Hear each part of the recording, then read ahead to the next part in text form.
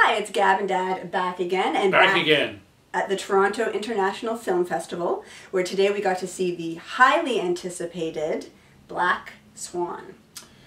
Dad, yes, well, explain. It's as often the case, a difficult film to explain, but it's a character study, I would say. Yeah.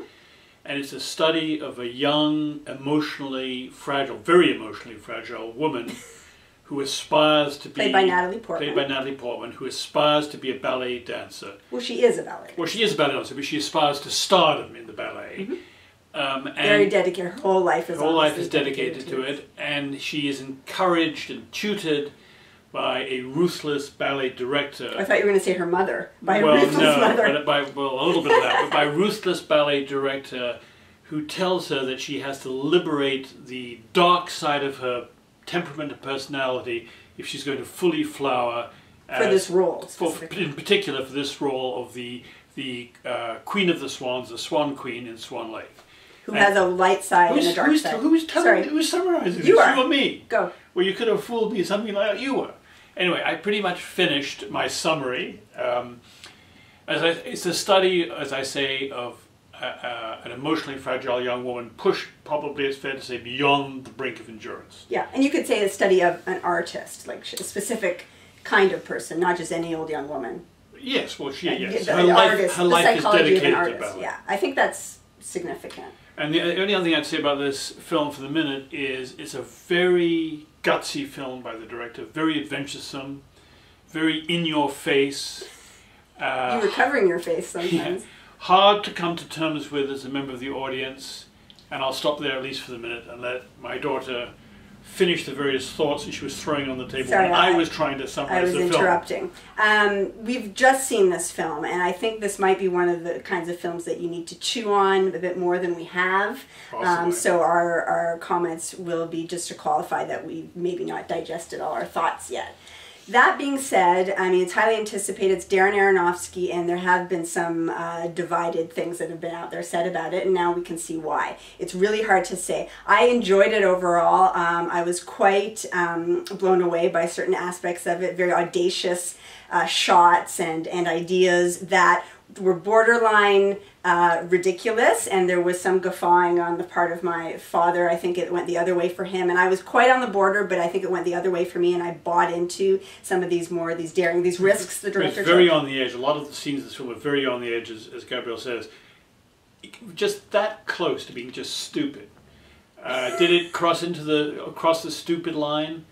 I think it did, actually, on several occasions, but I can see that there's another point of view there. It's very, just walking down that line, a very dangerous thing to do, and in some ways you've got to give him credit. You've got to give him credit for walking down the line the way he did. Yeah, and what we're referring to is not so much the story points, which in some ways it's quite a basic story. It's there's not a lot of plot. Artist who's going through the stress of wanting to be perfect. She wants to be perfect. She wants to succeed. Pressure from a very overbearing mother who it's insinuated she was a dancer when she was younger. So all of that baggage, the mother-daughter relationship. All of this is quite sort of standard fare. So the risks that we're really talking about are the artistic risks. There are some, literally some special effects that are used, some shots, some imagery that is very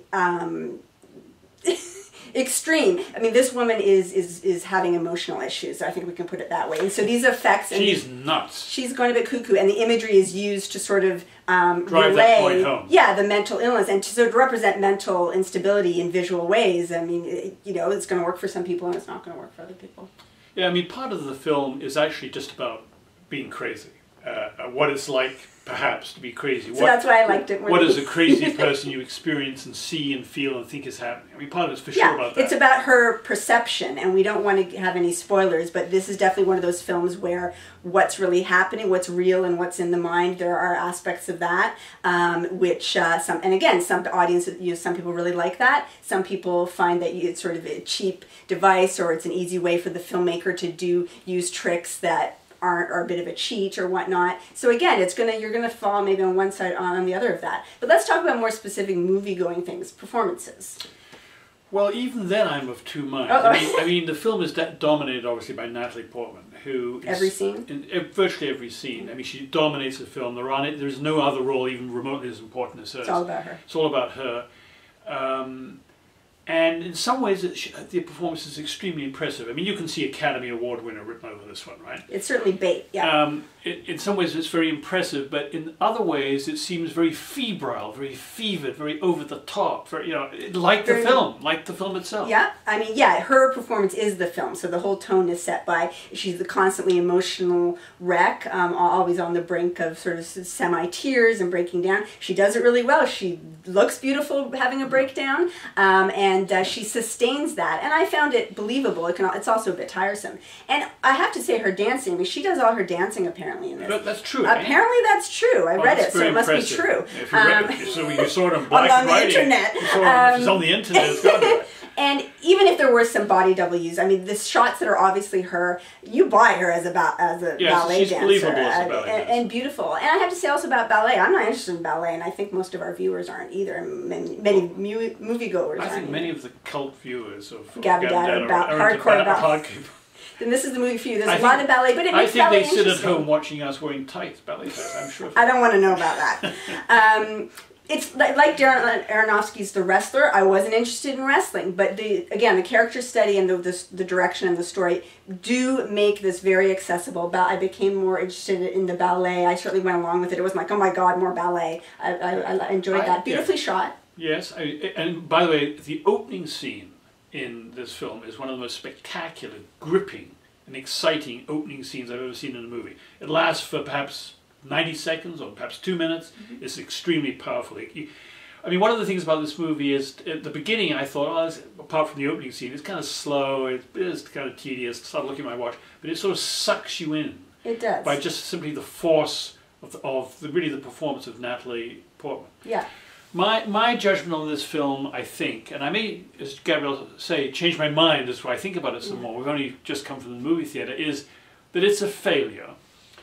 But I think it's a wonderful failure. It's a magnificent failure. I mean, he really went for it, Darren Aronofsky. I don't think he quite pulled it off, but full marks for trying, and he nearly pulled it off. And I would tell our viewers to go and see this film. So I would give it, even though I've called it a failure, I would still give it, I think, 4 out of 5 dads. Wow, that's really interesting. Glorious failure.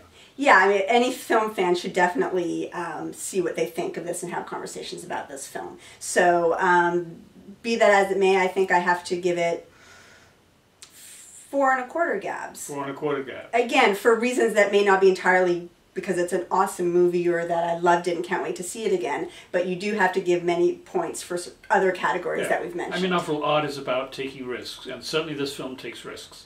This film is about art, it takes risks, and anything that's a risk is worth, I think, seeing and talking about. There's so much crapola out there, and this is not... This is not that. This is not that. So there you go. Black Swan, it's coming in December, for those of you who can't go to film festivals. Sorry! Okay. Over and out. Over and out. The curtain falls.